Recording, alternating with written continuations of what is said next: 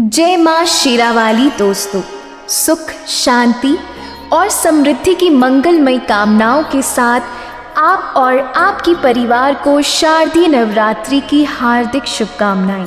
माँ अम्बे आपको और आपके परिवार को सुख, समृद्धि, वैभव और ख्याति प्रदान करे। आज की इस वीडियो में हम माँ दुर्गा के 9 रूप के विषय में विस्तार से जानेंगे। वीडियो में आगे बढ़ने से पहले अगर आप माता की सच्ची भक्त हैं तो कमेंट में जय माता दी अवश्य लिखें।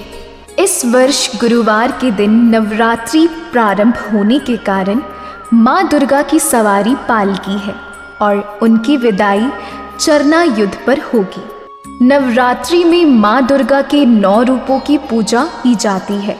तो आइए जानते हैं माँ दुर्गा के 9 रूपों के बारे में विस्तार से। माँ दुर्गा के प्रथम रूप को देवी शैलपुत्री के नाम से जाना जाता है। माँ शैलपुत्री की पूजा में सफ़ेद रंग का बहुत महत्व है। माता को प्रसन्न करने के लिए सफ़ेद फूल, वस्त्र और मिठाइयाँ चढ़ानी चाहिए। ऐसा माना जाता है कि माता शैलपुत्री की पूजा करने से कुंवारी कन्याओं को अच्छे वर की प्राप्ति होती है। साथ ही घर में धन धान्य की कमी नहीं रहती है। अपने इस रूप में माता पर्वतराज हिमालय के घर जन्म लेती हैं। इनकी माता का नाम नैना था। भारत में जितने भी शक्ति पीठ हैं वो माता शैलपुत्री का ही रूप है। माता के इस स्वरूप को सती के नाम से भी जाना जाता है। पर्वतराज हिमालय के यहाँ जन्म लेने से पहले माता प्रजापति दक्ष की पुत्री थी। प्रजापति दक्ष नहीं चाहते थे कि उनकी पुत्री का विवाह शिव से हो।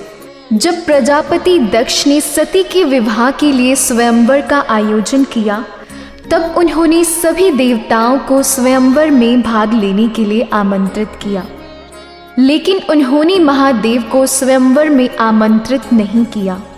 महादेव का अपमान करने के लिए प्रजापति दक्ष ने महादेव की मूर्ति बनाकर प्रवेश द्वार पर लगा दी।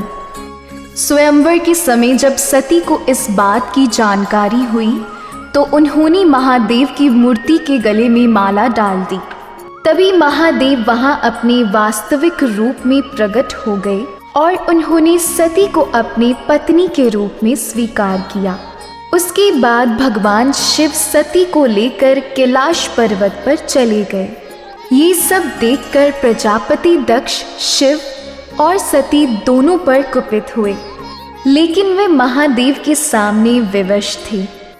इसलिए जब प्रजापति दक्ष ने अपने यहाँ यज्ञ का आयोजन किया तो उन्होंने सभी देवताओं को निमंत्रण भेजा, लेकिन उन्होंने शिव और पार्वती को इस बात की जानकारी नहीं दी। जब माता सती को इस बात की खबर हुई तो वो बहुत क्रोधित हुए। वे महादेव से यज्ञ में जाने की अनुमति मांगने लगी, लेकिन महादेव बोले, आपका वहां जाना उचित नहीं है। उन्होंने हमें आमंत्रित नहीं किया है। वहां जाने के बाद आपका तिरस्कार हो सकता है। लेकिन सती नहीं मानी। वह बार बार शिवजी से यज्ञ में भाग लेने के लिए आग्रह करने लगी। महादेव जानती थी कि सती के वहां जाने से क्या होगा, लेकिन वे सती के आग्रह को टाल नहीं पाए। तब शिवजी ने सती को यज्ञ में जाने की अनुमति दे दी। जब सती अपने पिता के पास पहुंची तो इनकी माता को छोड़कर किसी ने भी सती का स्वागत नहीं किया। जब सती यज्ञशाला में पहुंची तो वे ये देखकर क्रोधित हो गईं। वहां सभी देवताओं के लिए आसन बने हुए थे, लेकिन महादेव के लिए वहां कोई आसन नहीं था।